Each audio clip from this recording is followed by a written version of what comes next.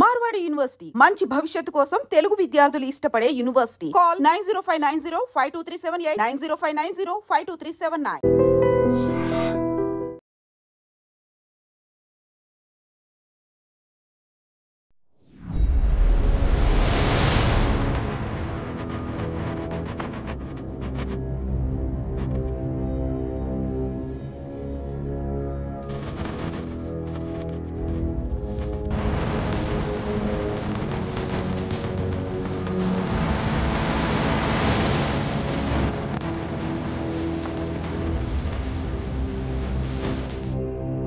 నల్గొండలో కలకలం రేపిన colour lab owner హత్య కేసును పోలీసులు చాకచక్యంగా ఛేదించారు.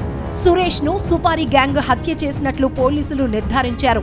సురేష్ తమ్ముడి అత్తింటి వారు సుపారీ గ్యాంగ్ కు 40 లక్షలిచ్చి హత్య చేసినట్లు తెలుస్తోంది. ఇద్దరు అనుమానితులను కూడా పోలీసులు అదుపులోనికి తీసుకుని విచారిస్తున్నారు. ఇంతకీ ఆ అత్తింటి వాళ్ళు అల్లుడి అన్నను ఎందుకు హత్య చేయించాల్సి వచ్చిందో ఇప్పుడు చూద్దాం.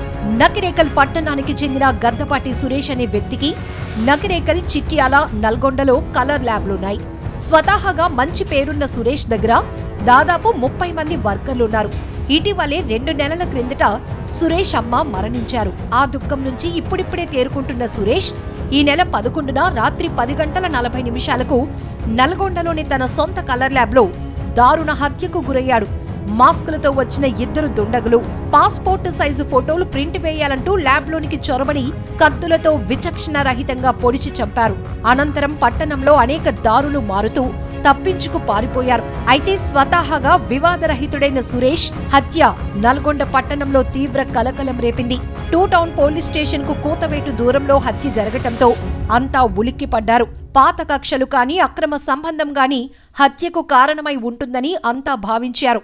ఈ దిశలో విచారణ చేపట్టిన పోలీసులకు సురేష్ కు ఎలాంటి పాత కక్షలు కానీ అక్రమ సంబంధాలు కానీ లేవని తెలుసుకున్నారు.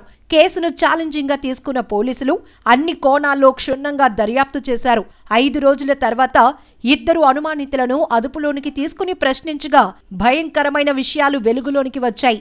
సురేష్ తమ్ముడి కాపురంలో గొడవలు ఈ హత్యకు కారణంగా తేల్చారు. హైదరాబాద్ లో సాఫ్ట్వేర్ ఇంజనీర్ గా పనిచేసే సురేష్ తమ్ముడికి మహబూబ్ నగర్ కు చెందిన ఓ డాక్టర్తో వివాహం కాగా మనస్పర్ధల వల్ల ఇద్దరూ విడిపోయారు. విడాకుల సమయంలో సురేష్ తమ్ముడికి బాసటగా నిలవటమే కాకుండా మరో పెళ్లి దగ్గరుండి చేయించటంతో తమ్ముడి మొదటి భార్య కుటుంబ సభ్యులు సురేష్ పై కక్ష పెంచుకున్నారు. విడాకుల సమయంలోనే నీ అంతు చూస్తామని హెచ్చరించిన మరదలు తండ్రి అన్నంత పని చేశాడు. సుపారీ గ్యాంగ్ కి 40 లక్షల రూపాయలిచ్చి సురేష్ ను అంతమొందించాడు. పోలీస్ డిపార్ట్మెంట్ లో పనిచేసి రిటైర్ అయిన అమ్మాయి తండ్రి ఈ కేసులో కీలకంగా వ్యవహరించినట్లు తెలుస్తోంది.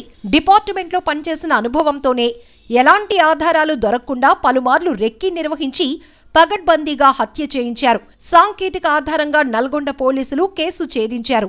ఏదేమైనా తమ్ముడి మామ పగ అన్నను బలి తీసుకుంది.